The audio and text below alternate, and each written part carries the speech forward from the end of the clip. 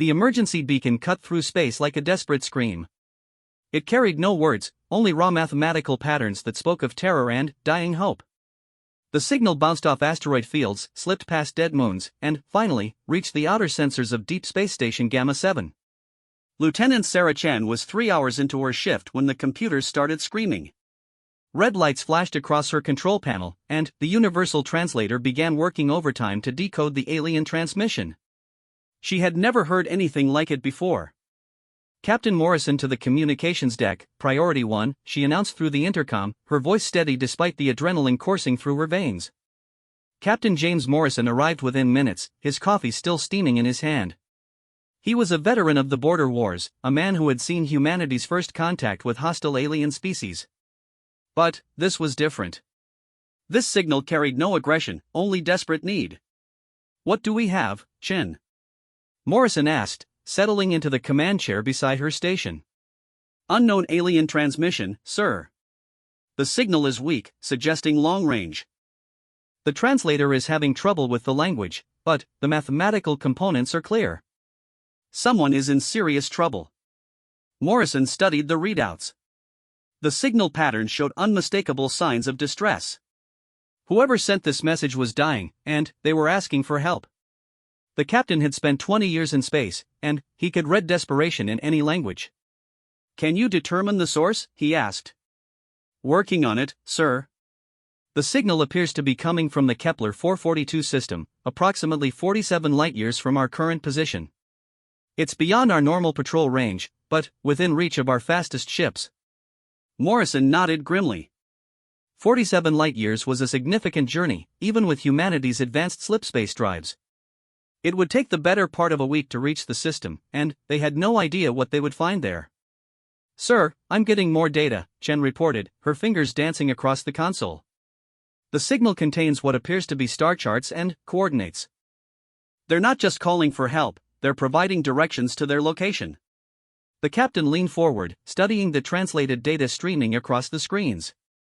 The aliens had included detailed information about their system, their planet's location, even the orbital mechanics of their world. This was not a random distress call. This was a calculated plea for assistance from a species that understood exactly what they were asking for. "Get me Admiral Harrison on secure channels," Morrison ordered.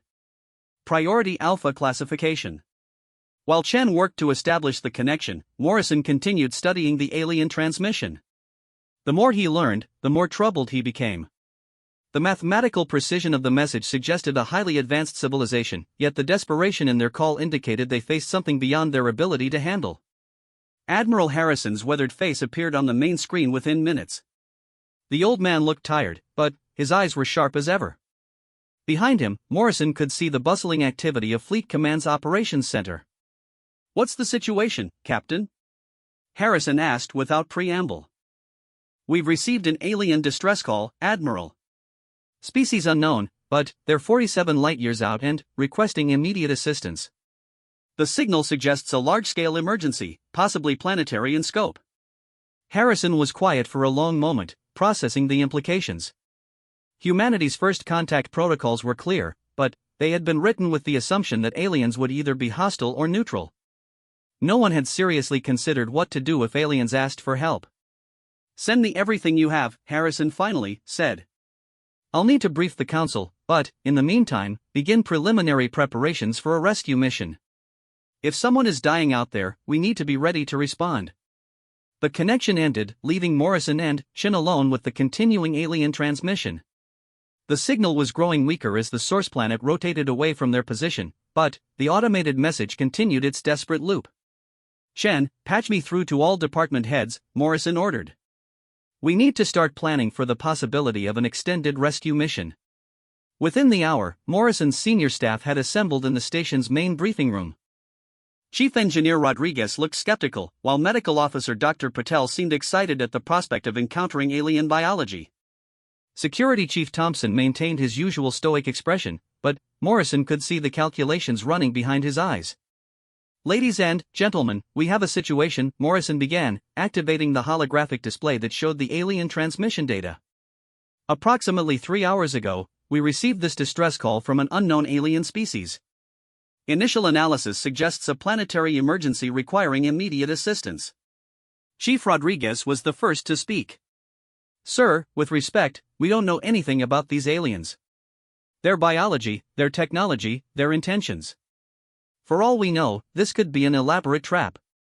Dr. Patel shook her head. The mathematical patterns are too complex and consistent to be a deception. This is genuine desperation, Tom. Someone is dying out there. Security Chief Thompson leaned forward.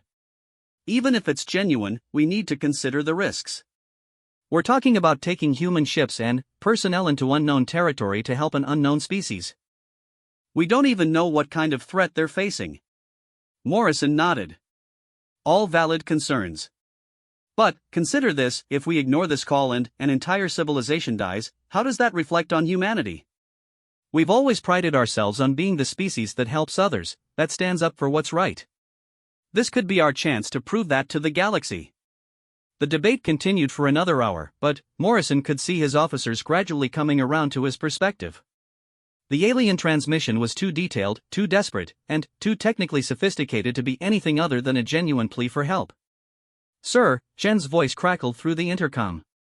I'm receiving new data from the alien transmission. They're sending technical specifications and what appears to be a description of their crisis. Morrison activated the wall display, and new information began flowing across the screen. The translations were rough, but the meaning was becoming clear. The aliens were facing some kind of massive natural disaster, possibly volcanic activity or seismic events on a planetary scale. My God, Dr. Patel whispered. Look at these casualty projections. They're talking about billions of lives at risk. The room fell silent as the magnitude of the crisis became apparent. This was not a small emergency or a local disaster. An entire world was dying, and its inhabitants were desperately calling out to anyone who might hear them. Sir, Thompson said quietly, if this is real, and if we can help, then we have a moral obligation to try. The question is whether we have the capability to make a difference. Morrison was about to respond when Admiral Harrison's image appeared on the emergency communications screen. The Admiral looked grim, but there was determination in his eyes. Captain Morrison, I've briefed the Council.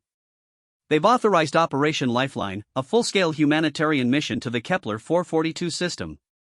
You'll have command of the rescue fleet. Morrison felt his heart skip a beat. Sir, did you say fleet? Harrison smiled for the first time since the conversation began. Captain, when word of this alien distress call reached the civilian sectors, something remarkable happened. We've had volunteer ships from every major colony, every independent trader, even some of the mining consortiums. In the past 4 hours, over 200 vessels have volunteered for this mission. The briefing room erupted in surprised murmurs. Morrison stared at the screen in disbelief. Humanity's response to alien suffering was not just official, it was overwhelming. Sir, 200 ships? That's larger than most military operations. It gets better, Harrison continued. The Medical Corps is sending their newest hospital ships. The engineers are loading relief supplies and construction equipment. Even the research divisions are contributing their most advanced vessels. Captain, we're not just sending help, we're sending hope on a scale the galaxy has never seen. Morrison looked around the room at his officers. Their expressions had changed from skepticism to determination. This was no longer just a rescue mission, it was humanity's debut on the galactic stage, and they were going to make it count. Admiral, what's our timeline? Morrison asked. The first wave departs in 18 hours. Your station will coordinate the initial response, then transfer command to the fleet flagship once you reach the alien system. Captain Morrison, I want to be clear about something, this mission represents everything humanity stands for. We're showing the galaxy who we are and what we believe in. As the Admiral's transmission ended, Morrison turned to address his officers. The weight of responsibility settled on his shoulders, but it was a burden he was proud to carry. Ladies and gentlemen, we have work to do. Chief Rodriguez, I want full diagnostics on all rescue equipment. Dr. Patel, begin preparing for potential alien biology and unknown medical challenges. Thompson, coordinate with fleet security for escort protocols. Chen, maintain continuous monitoring of that alien signal and begin preparing our response transmission.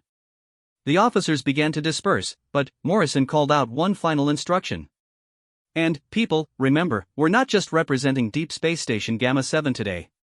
We're representing all of humanity. Let's make sure we do it right. As his staff hurried to their preparations, Morrison remained in the briefing room, staring at the alien transmission data. Somewhere out there, 47 light-years away, an entire civilization was waiting for help. They had sent their desperate plea into the void, hoping someone would hear them and care enough to respond. They had no idea that humanity was coming, and they were bringing everything they had. The rescue fleet would launch in 18 hours, but Morrison knew that the rail journey had already begun. Humanity was about to step onto the galactic stage, not as conquerors or traitors, but as the species that answered when others called for help. The aliens had unknowingly asked for humanity's help, and an entire fleet was about to answer their call. The human fleet materialized at the edge of the Kepler 442 system like a constellation of hope.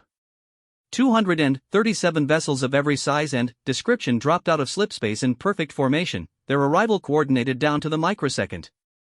The alien distress beacon was stronger here, its desperate signal cutting through space with renewed urgency. Captain Morrison stood on the bridge of the fleet flagship Compassion's Edge, watching as his tactical display populated with ship identifications. Medical vessels, engineering ships, supply freighters, and even modified civilian transports, all bearing the blue and white humanitarian markings that humanity had adopted for the mission. Admiral Harrison to all vessels, the communication system crackled. Welcome to Operation Lifeline. Today, we make first contact not as warriors or diplomats, but as neighbors offering help to those in need.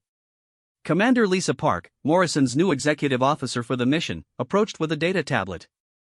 Sir, we're receiving updated telemetry from the alien signal source. The planet appears to be experiencing massive geological instability, volcanic eruptions, seismic activity, atmospheric disruption. Morrison studied the readings. The third planet in this system was indeed in crisis. Thermal imaging showed enormous volcanic complexes erupting simultaneously across multiple continents. The planet's atmosphere was becoming choked with ash and debris. Any signs of the inhabitants? Morrison asked. Yes, sir. We're detecting what appear to be large cities and infrastructure, but many areas are going dark. The geological activity is accelerating. Morrison nodded grimly. Every moment they spent analyzing the situation was another moment that alien lives might be lost. But rushing in blindly could endanger both species. Communications, have we managed to establish any kind of dialogue with the aliens? Lieutenant Chen, who had been promoted to Chief Communications Officer for the mission, shook her head. We've been broadcasting response signals for the past 6 hours, but we're only receiving the automated distress beacon. It's possible their communication infrastructure has been damaged. Sir, called out Dr. Sarah Kim, the mission's lead xenobiologist, from her station. I'm detecting atmospheric composition that suggests oxygen-breathing life forms. The planet's environment is similar enough to Earth that our equipment should function normally. This was encouraging news. If the aliens breathed oxygen and lived in Earth-like conditions, it would make rescue operations significantly easier. Captain Morrison, Admiral Harrison's voice came through the command channel. I'm authorizing advance reconnaissance. Take a small task force in system and establish communication with the aliens. The rest of the fleet will maintain position here until we know more. Morrison selected his advance team carefully. The science vessel Discovery would provide sensor analysis and first contact protocols. The medical ship Mercy would be ready to provide immediate assistance. The engineering vessel Constructor carried equipment for emergency infrastructure repair. And the escort destroyer Vigilant would protect the group if they encountered any unexpected threats. As the advance task force approached the alien planet, the scale of the disaster became apparent. The world was beautiful: blue oceans, green continents, white clouds, but it was dying. Massive volcanic eruptions covered entire regions in ash and lava. The planet's crust appeared to be unstable, with new volcanic vents opening constantly. My God, whispered Dr. Kim, staring at the sensor readings. This isn't just volcanic activity. The planet's core is destabilizing. This is an extinction-level event. Commander Park looked up from her console. Sir, I'm detecting artificial structures on the surface. Cities, definitely. But many of them are gone. The volcanic activity has destroyed entire metropolitan areas. Morrison felt a chill run down his spine. They were witnessing the death of a civilization in real time. Billions of lives were hanging in the balance, and humanity might be their only hope. Communications, boost power to maximum and try every frequency. Someone down there needs to know we're here. For 20 minutes, the human ships broadcast on every conceivable channel. They sent mathematical sequences, universal constants, even musical patterns that might indicate intelligence. Finally, a weak signal responded. The alien voice that came through the speakers was unlike anything the humans had ever heard. It was musical, with harmonic overtones that suggested multiple vocal cords or sound-producing organs. But, beneath the alien cadence, the universal translator detected something unmistakably familiar: hope. Unknown vessels, this is Harmonist Solana of the Meridian Collective. Are you responding to our distress call? Morrison stepped forward. Harmonist Solana, this is Captain James Morrison of the human fleet. We received your distress signal and have come to offer assistance. What is your situation? There was a long pause, filled with static and interference from the planet's atmospheric chaos. When the alien voice returned, it carried a note of disbelief. You came. We sent our beacon into the void hoping someone might hear, but we never expected. How many ships do you have? We have over 200 vessels standing by to assist, Morrison replied. Can you describe your emergency? Our planet's core has become unstable. Our scientists believe it is entering a phase of geological collapse that occurs every million years. The volcanic activity will continue for decades, possibly centuries. Our atmosphere will become toxic. We are attempting to evacuate our population, but our space fleet is small. We can only save a fraction of our people. Morrison exchanged glances with his officers. The aliens were facing planetary extinction, and they had limited escape capabilities. Humanity had arrived at exactly the right moment to make a difference. Harmonist Solana, how many people need evacuation? Our current population is approximately 14 billion individuals across 43 major cities and countless smaller settlements. We have managed to evacuate perhaps 2 million to our orbital stations and colony ships. Commander Park quickly ran the calculations. 14 billion people, with the aliens having saved only 2 million so far. The task was enormous, but Morrison could see determination growing in his crew's faces. Solana, we are going to help you save your people. All of them. But we'll need coordination from your government and detailed information about your population centers. Captain Morrison, the alien voice became stronger, more hopeful. I am transmitting our language database and cultural overview. Please understand, our people have never encountered another spacefaring species. Your arrival is both miraculous and terrifying for many of our citizens. Within minutes, the human computers were processing terabytes of alien data. The Meridian Collective was an ancient civilization with a rich culture based on harmony and cooperation.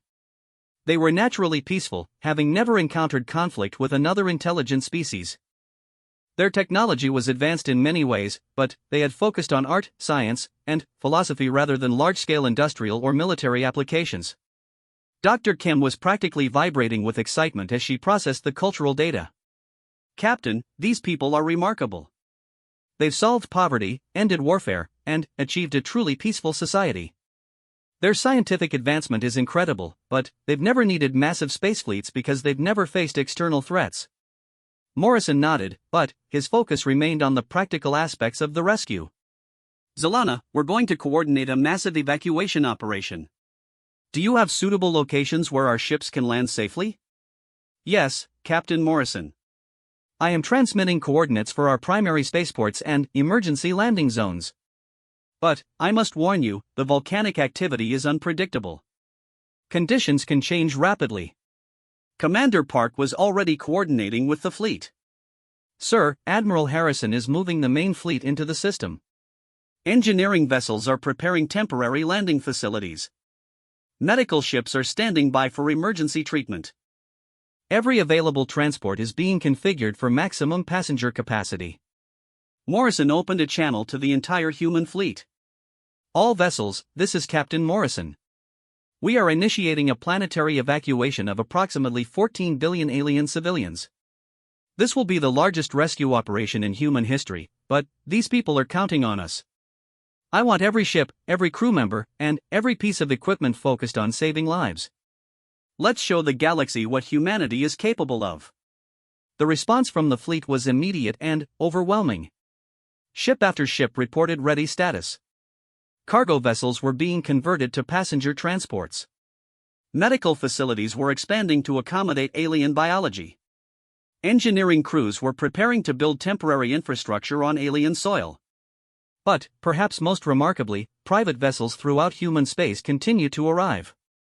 Word of the alien crisis had spread through civilian channels, and independent captains, merchant ships, and even personal yachts were making the journey to Kepler 442.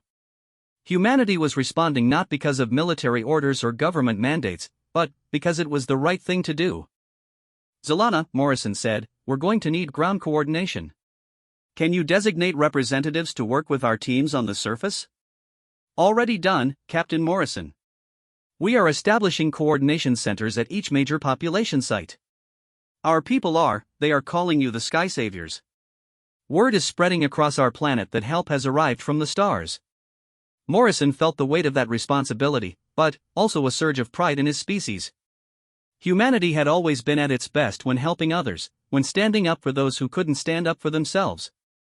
Today, they were going to prove that to an entire galaxy. All right, people, Morrison announced to his bridge crew. Let's begin the largest rescue operation in galactic history. And, let's do it right. The human fleet moved into action with precision and determination. Medical ships descended toward the planet's surface, following safe corridors identified by alien air traffic controllers. Engineering vessels began constructing temporary spaceports in areas beyond the immediate volcanic zones. Supply ships started distributing emergency provisions and equipment. But, most importantly, the transport vessels began their work. Human captains worked directly with alien coordinators, learning to communicate through gestures and translated speech, organizing evacuation schedules and passenger manifests. The aliens, despite their terror at the planetary catastrophe, were amazed by humanity's response. They had expected perhaps a few vessels offering token assistance. Instead, they found themselves working alongside representatives of a species that had mobilized an entire fleet to save strangers they had never met. As the first human shuttles loaded with alien refugees lifted off from the dying planet, Morrison realized that this rescue operation would change everything. Humanity was no longer alone in the galaxy, and they had chosen to introduce themselves as saviors rather than conquerors. The aliens had asked the void for help, and humanity had answered with everything they had. The evacuation of Meridian had become the most complex logistical operation in galactic history. For 3 weeks, human ships had been working around the clock to evacuate alien civilians from their dying world. The volcanic activity had intensified, turning vast regions of the planet into hellscapes of lava and ash, but humanity's response had only grown stronger. Captain Morrison stood in the command center of the orbital coordination station that human engineers had constructed in just 4 days. Around him, holographic displays showed the real-time status of over 400 ships now participating in the operation. The original rescue fleet had been joined by vessels from every human colony, corporation, and independent trader in known space. Current evacuation status? Morrison asked his operations officer. Lieutenant Commander Sarah Walsh consulted her displays. We've successfully evacuated 11.2 billion meridians so far. Current rate is approximately 200,000 per day, but we're running into capacity limitations. Morrison nodded. The numbers were staggering. In 3 weeks, humanity had evacuated more people than the total population of most civilized worlds. But they still had nearly 3 billion aliens left on the surface, and the volcanic activity was making rescue operations increasingly dangerous. Sir, reported Chief Engineer Rodriguez over the communication channel, we've completed construction of the third orbital habitat ring. The Meridians are adapting well to our life support systems. Dr. Patel reports no major health issues with the relocated population. This was one of the unexpected successes of the operation. Despite significant biological differences, Meridian physiology was compatible with human environmental systems. The aliens breathed oxygen, ate foods that human agricultural processors could modify, and seemed to thrive in the temporary habitats that human engineers were constructing in orbital space. Harmonist Zelana appeared on the main communication screen, her image transmitted from the planet's surface. The alien leader had refused evacuation, insisting on staying with her people until the last possible moment. Her four-armed form and iridescent skin had become familiar to the human rescue teams, and Morrison had developed deep respect for her dedication to her people. Captain Morrison, Zelana's musical voice carried exhaustion despite the universal translator's neutral tone. I have disturbing news. Our geological survey teams report that the volcanic activity is accelerating. We may have less time than originally estimated. Morrison frowned. How much less time? Our scientists now believe the planet will become completely uninhabitable within 6 months, possibly less. The atmospheric contamination is reaching toxic levels in many regions. We must accelerate our evacuation timeline. Commander Park looked up from her coordination console. Sir, at current rates, we can't evacuate the remaining population in 6 months. We need either more ships or faster loading procedures. Morrison was about to respond when Admiral Harrison's image appeared on a priority communication channel. The Admiral was calling from Earth, where the Meridian crisis had become the top news story across human space. Captain Morrison, I have remarkable news. The civilian response to the Meridian evacuation has exceeded all expectations. We've received volunteer applications from over 1,000 additional vessels. More importantly, the major shipyards are working overtime to produce specialized evacuation transports. Morrison felt hope surge through him. How many additional ships are we talking about, Admiral? Within the next 2 weeks, you'll have over 600 vessels at your disposal. The Mars shipyards alone are contributing 50 new high-capacity transports. But that's not the most interesting development. Harrison paused, and Morrison could see excitement in the old Admiral's eyes. Captain, the Meridian crisis has triggered something unprecedented in human space. Colony worlds are offering to accept Meridian refugees permanently. Corporate habitats are being converted to accommodate alien families. We're not just rescuing these people, we're integrating them into human civilization. The implications were staggering. Humanity was not only saving the Meridians but offering them permanent homes throughout human space. It was the largest humanitarian gesture in known history. Sir, Morrison said, that's incredible, but I need to verify that the Meridians actually want to integrate with human society. They're an ancient civilization with their own culture and traditions. Already confirmed, Harrison replied. Harmonist Zelana and the Meridian Council have formally accepted humanity's offer. They're calling it the Great Harmony, a joining of two species in mutual cooperation and respect. Morrison turned to look at Zelana's image on the communication screen. The alien leader's large, multifaceted eyes seemed to shimmer with emotion.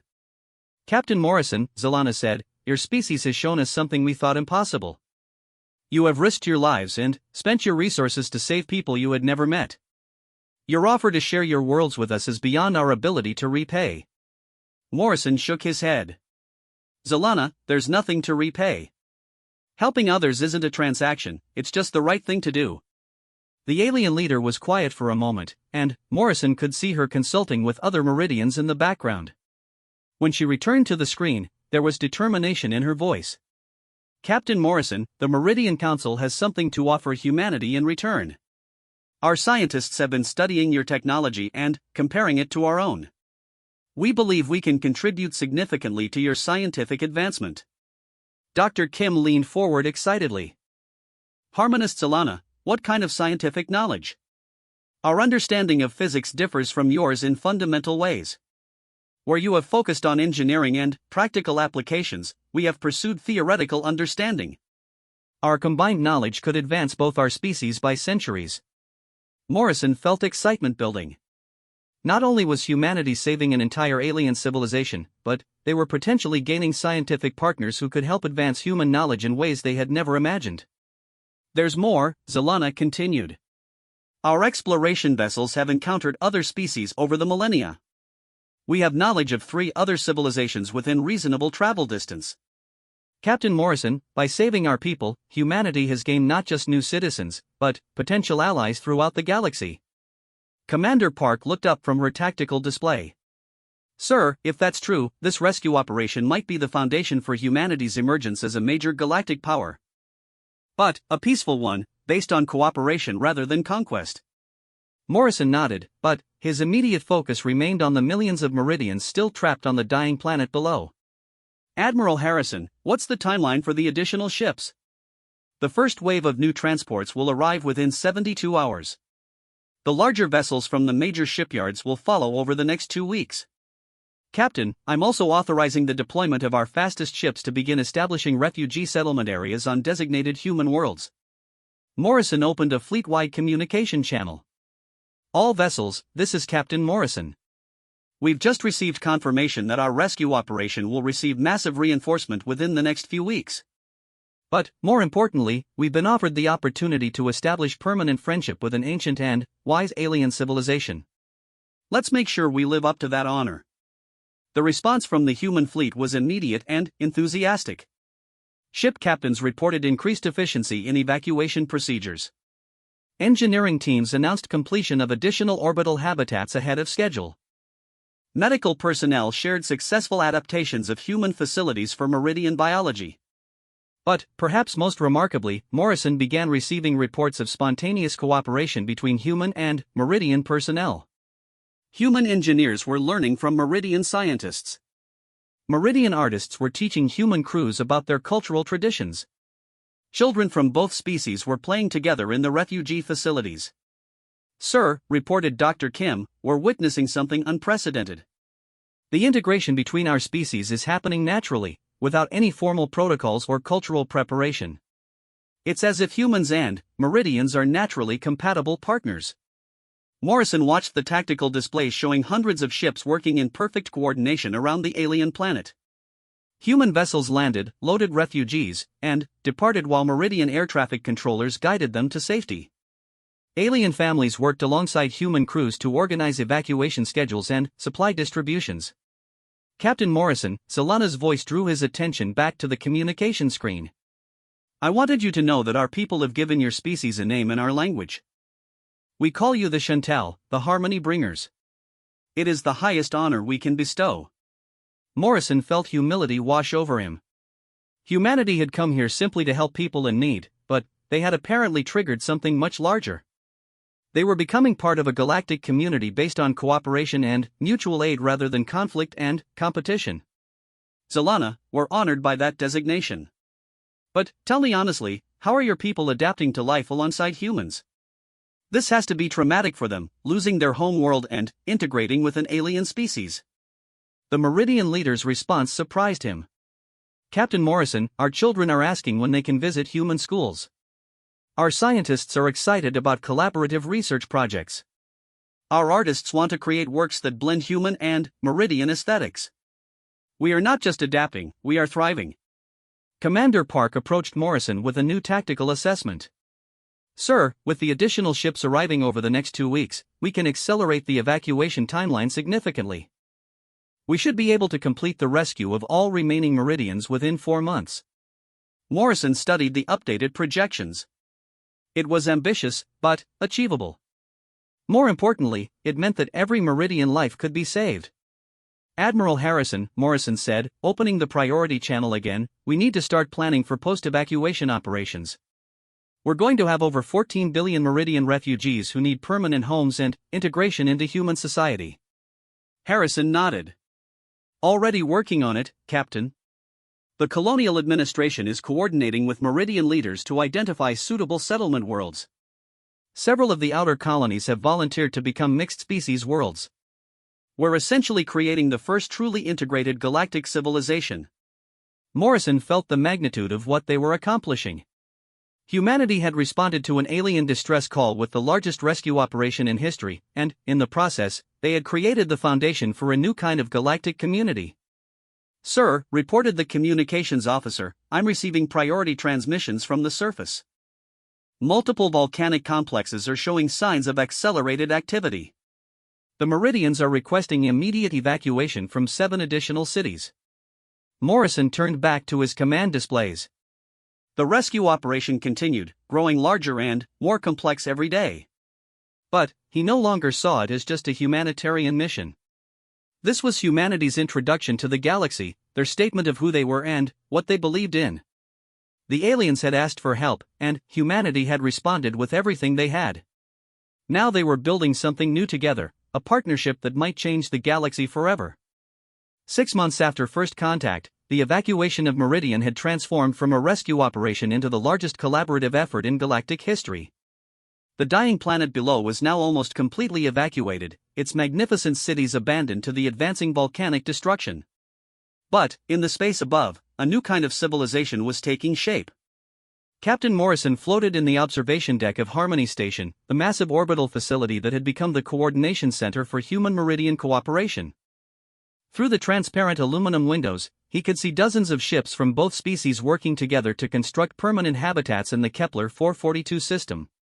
Captain Morrison to the bridge, came the announcement over the station's intercom. Morrison pushed off from the window and made his way through the corridors that now bustled with both human and Meridian personnel working side by side. On the bridge, Commander Park waited with Harmonist Solana and several other Meridian officials.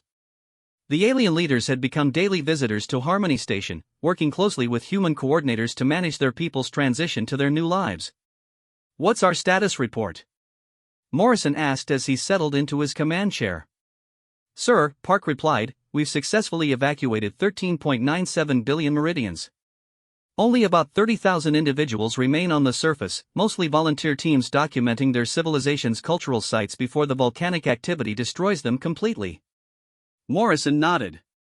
The final phase of evacuation had been complicated by Meridian volunteers who refused to leave until they had saved as much of their cultural heritage as possible.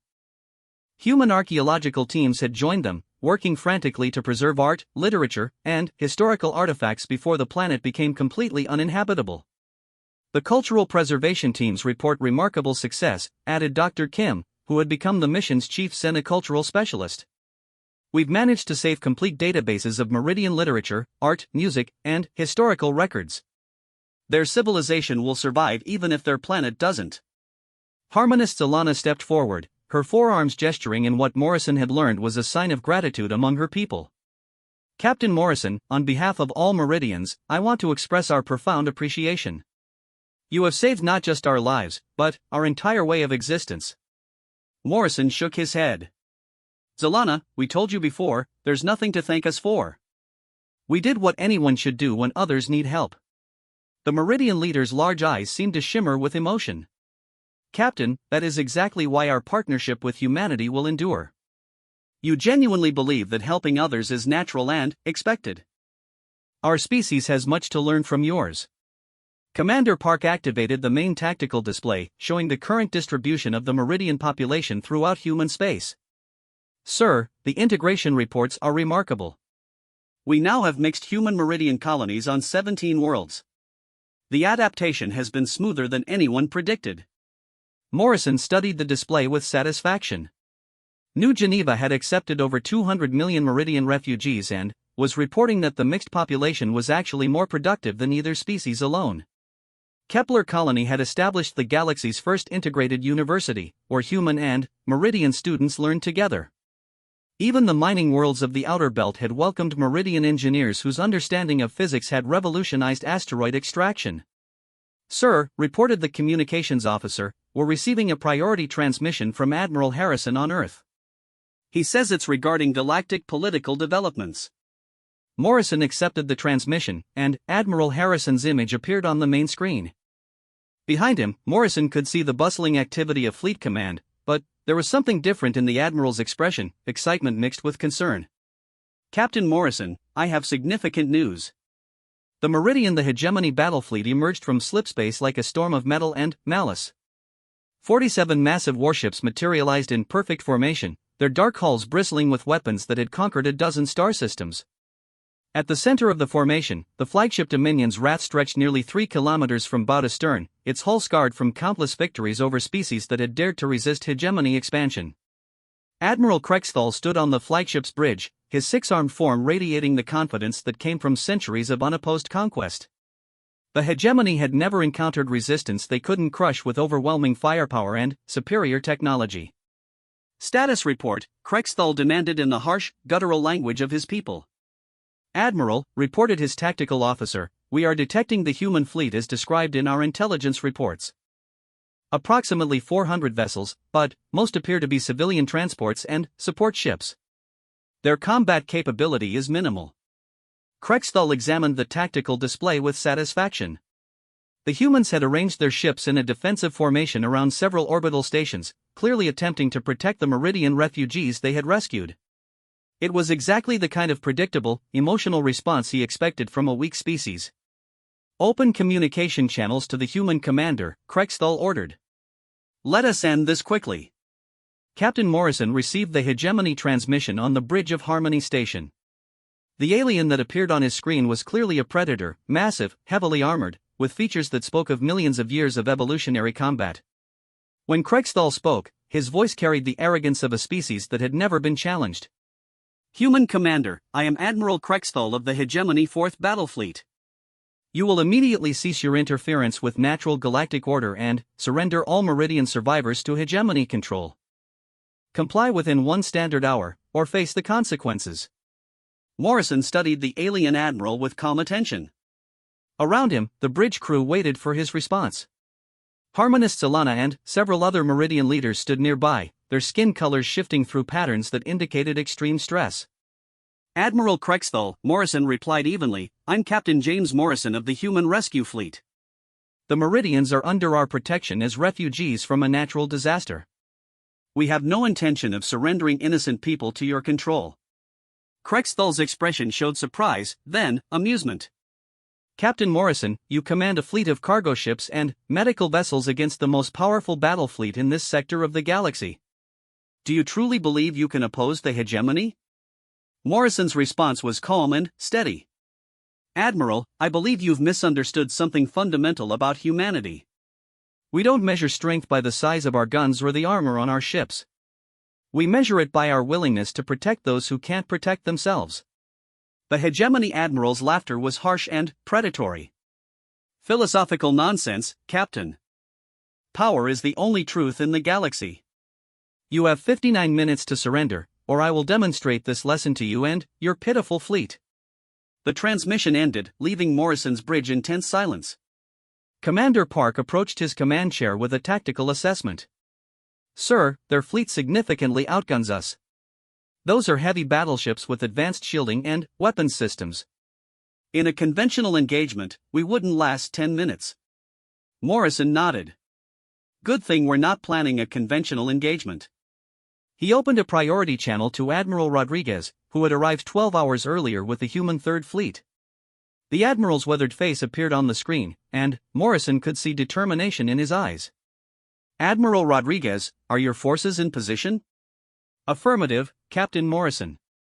All stealth ships are deployed according to plan. Engineering vessels have completed their preparations. We're ready to show these hegemony bullies what happens when they threaten people under human protection. Morrison opened a fleet-wide communication channel. All vessels, this is Captain Morrison. In 45 minutes, the hegemony expects us to surrender the Meridian people we came here to save. That's not going to happen. Throughout human space, on ships carrying Meridian refugees and human crews working side by side, the response was immediate and unified. No one would abandon the people they had risked everything to save.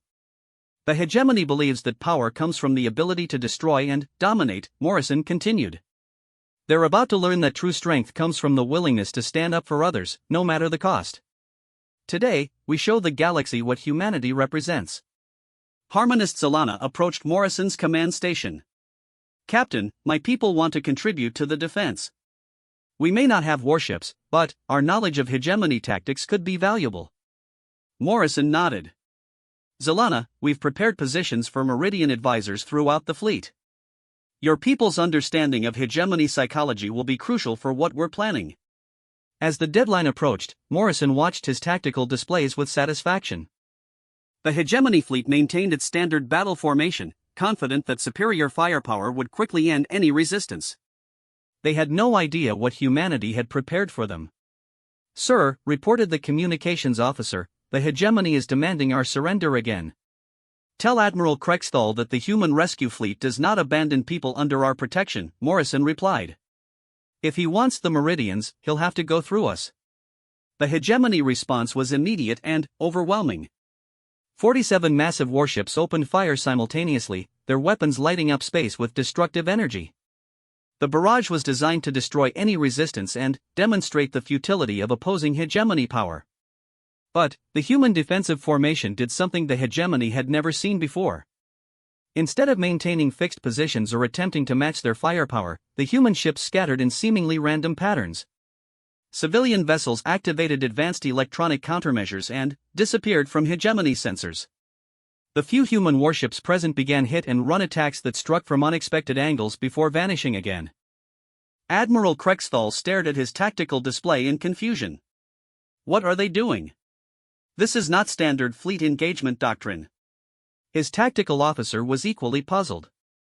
Admiral, the human ships are not following any recognized combat patterns.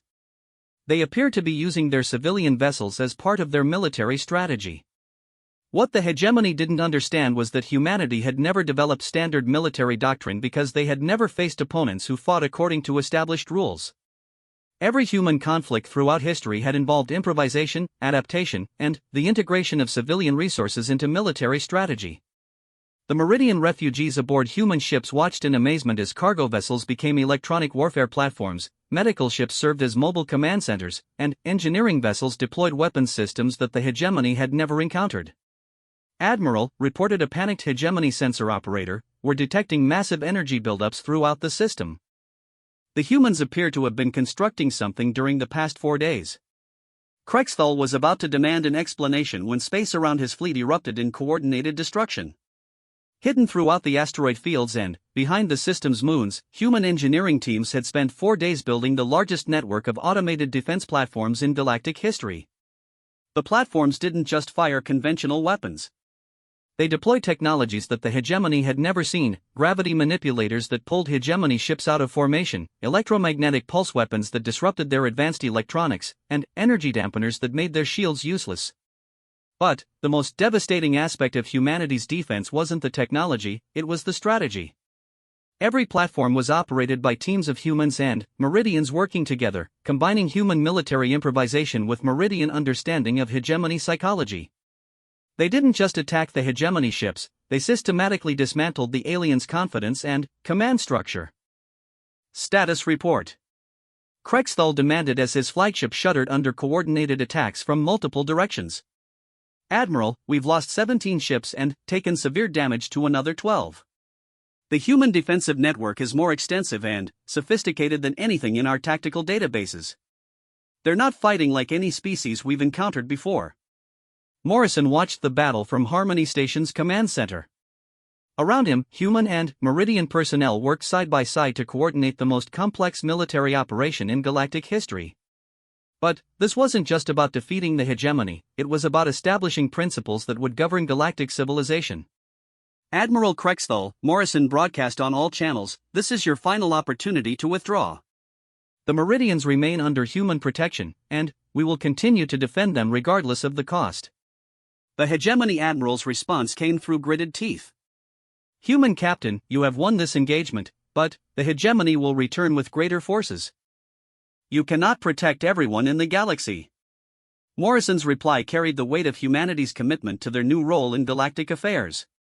Admiral, you're right that we can't protect everyone in the galaxy. But we can protect the people who ask for our help. And we can make sure that species like yours understand the consequences of threatening innocent civilians. The remaining hegemony ships began their retreat, but Morrison's final message followed them into slipspace. Tell your superiors that humanity is now part of the celestial network. Any species that threatens network members or refugees under our protection will face the same response you received today. As the hegemony fleet disappeared, Morrison turned to address the mixed human and Meridian crews celebrating around him.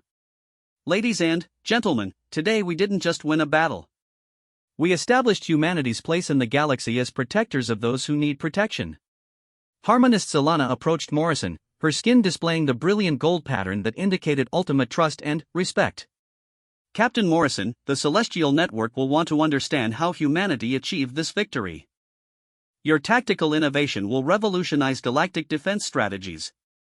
Morrison shook his head. Zalana, we didn't win because of superior technology or brilliant tactics. We won because we were protecting something more valuable than our own lives, the principle that the strong should defend the weak. Commander Park looked up from her communications console. Sir, we're receiving transmissions from 5 different celestial network species. They're requesting formal diplomatic contact with humanity. Morrison smiled. Tell them we're ready to talk. But, make sure they understand, humanity's primary interest is in building a galaxy where people help each other instead of preying on each other. As reports came in from throughout the system, Morrison realized that the Meridian rescue had accomplished far more than anyone had imagined. Humanity had not only saved an entire alien civilization but had also established themselves as a major galactic power dedicated to protecting the innocent. The aliens had unknowingly asked for humanity's help, and an entire fleet had answered their call. Now, humanity was positioned to help build a galaxy where such calls would never go unanswered again. The age of galactic cooperation had begun, and it started with humanity's simple belief that helping others was not weakness, but the greatest strength any species could possess.